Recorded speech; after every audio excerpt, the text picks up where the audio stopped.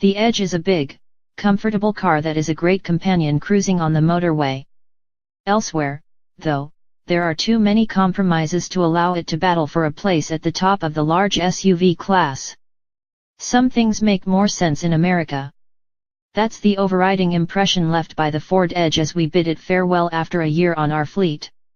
As the US political scene has shown over the past 2 years, some of our American friends have very different tastes and needs to us, and in many respects the big SUV reflects this. And while the Edge may not be quite as polarizing as President Trump, there's no denying it's a car that's more at home across the pond, as you would expect given that it was developed there. Take the styling, for starters.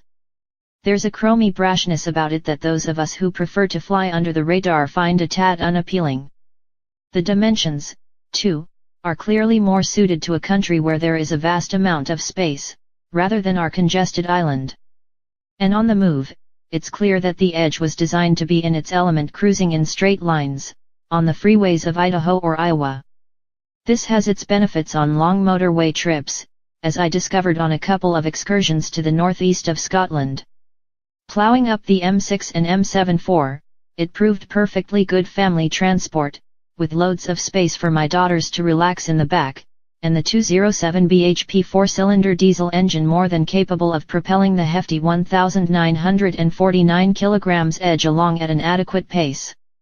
On tight B-roads, though, it feels leaden-footed, offering little in the way of fun, and in town it's hampered by those vast dimensions.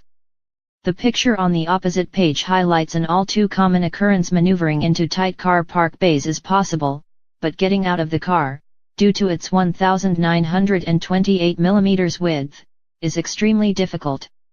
At 42,020 pounds, with options fitted, our car isn't cheap, either, although the titanium model comes generously equipped.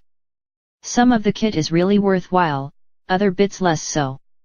I was impressed with the Sony DAB Premium Audio with navigation, 450 pounds, it was intuitive to use, sounded excellent and provided sensible routing. Specify this, and you also have the option of choosing the Luxe Pack, 2,000 pounds, which we did. This offers some real pampering by way of variable climate leather seats, a panoramic roof which gives the cabin an airy feel, and heated rear seats. This is a box worth ticking, if you have the cash. I'd also be tempted to part with the 675 pounds required for the exclusive ruby red paint. It helps the Edge stand out well from the hordes of silver and white cars on the road.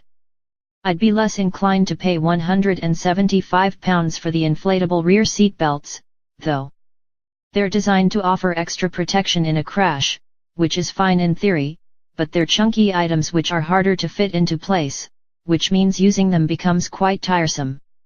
I wasn't a fan of the lane keeping aid, which is also standard on titanium trim, either. Switch lanes too quickly and it seems to assume that you are tired and flashes a driver fatigue alert. This became so intrusive that I eventually disabled it, which defeats the purpose of having it in the first place. We had 1 or 2 reservations about the quality, as well. You don't need to look too far to find some hard plastics on the door panels, for example, while by the end of the Edge's 12 months with us there were 1 or 2 unexplained noises. So all in all, a bit of a mixed bag. The Edge has its strong points, but as with President Trump, I suspect some of its appeal is simply lost in translation. Ford Edge, 4th report. The Ford Edge SUV scores on a lengthy trek to Scotland. Mileage, 13,823. Economy, 36.7 mpg. The Ford Edge hasn't always scored with everyone during its time on our fleet, but it hit the back of the net when I took it on a 500-mile trip from North London to my hometown of Montrose in Angus a few weeks ago. The motorway is where this car is in its element as a spacious, comfortable, family-orientated cruiser.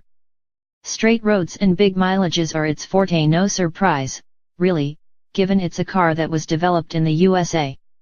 One thing I'd been concerned about before taking the keys was how family-friendly it would prove, specifically the 175 pounds inflatable rear seat belts, which I had problems with when I ran a Mondeo for a while in 2015. Although they offer safety benefits in a crash, they weren't compatible with my younger daughter's child seat, which meant getting another a frustrating exercise. Having just taken delivery of Cybex's excellent solution Q3 Fix, a fantastically well-made, high-back seat that retails for around £190 for my 8-year-old Isla, I was keen to avoid a repeat in the Edge. The Q3 Fix attaches via ISOFIX points, so there was no problem there, but I was mightily relieved that the belt itself was long enough to loop around Isla and keep her in place. Back in London, the Edge's sheer size is a help and a hindrance. I'm doing up my new house at the moment, and the 602-litre boot has proven invaluable for carrying all sorts of materials around.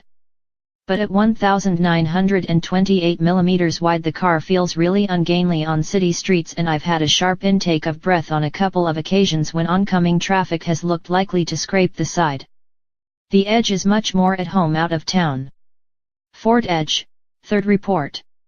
Ford Edge SUV has some useful tricks up its sleeve, but its bulk can be a problem at times. Mileage, 11,443. Economy, 38.7 mpg. Just how close to the edge can Ford's big SUV go? Certainly not quite as far as a Discovery Sport, but over the past few months it's clear to me that it'll take you as close as you could reasonably want.